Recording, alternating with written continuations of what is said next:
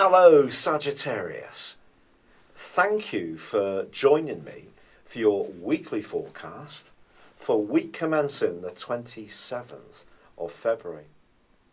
There's something of a contrast in your situation this week. You could almost go as far as to say that it's a paradox.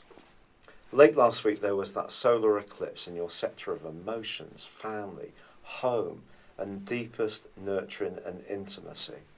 This was combining with the dreamy, spiritual influence of Neptune. Now that's going to provide a backdrop for the next 6 months, but this week the Sun and Neptune are still closely aligned.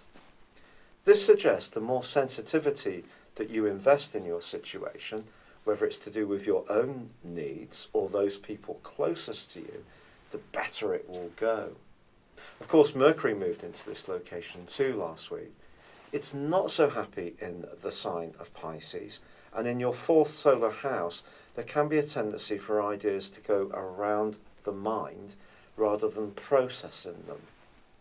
However, later this week Mercury does go alongside Neptune, but the great part of this combination is the imagination it can create.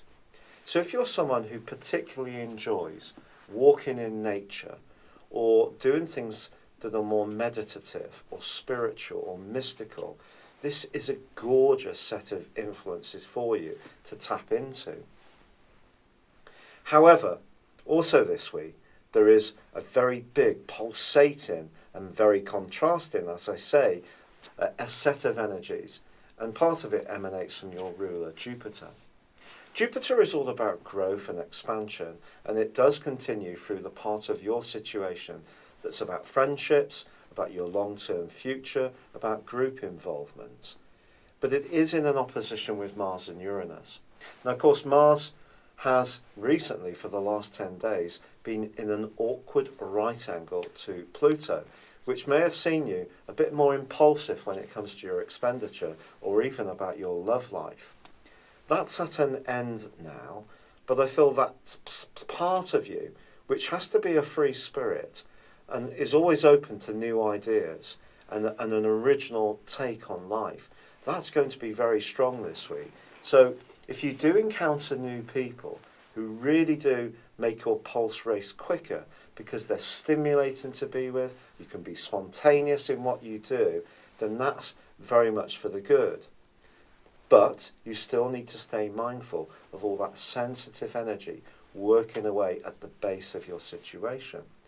So one part of your scope is very gregarious, outgoing, prepared to make decisions off the cuff. There's another side of you that needs to be nurturing, protective of yourself, and aware of your deepest needs and those of those people who mean a great deal to you.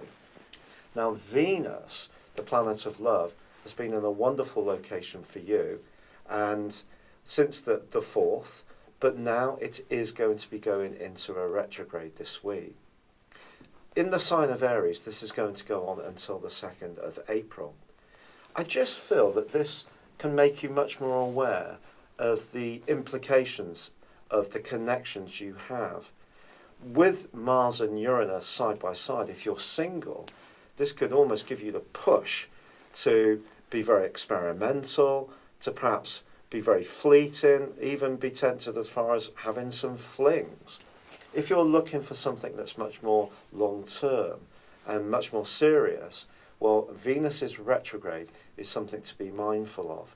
It's going to help you to just tune into what you really need, and particularly, I have to say, in the first 10 days of April, when that could be quite an important phase for a key relationship. But for now, don't see this as a negative as much, as more just a prompt, just to think carefully. But there is the other energy in your scope, which is about living in the moment, and there's another energy, as I say, which is about security and foundations. As this week draws to a close, there is actually a quarter moon in your opposite sign.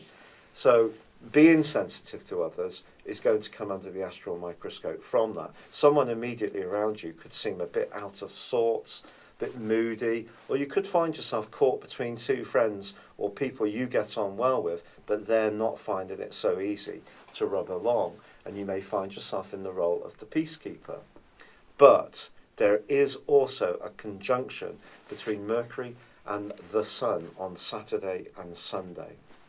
I think this combination does suggest that you may just want to step back a little bit, even if there have been some more garrulous and outgoing moments that have threaded through the need for privacy, peace and contemplation at other moments of the week.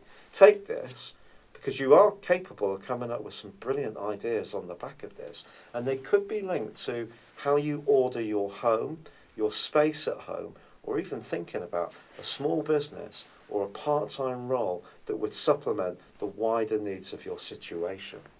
It's been a real pleasure being with you, Sagittarius. Thank you for joining me. Good luck and goodbye for now.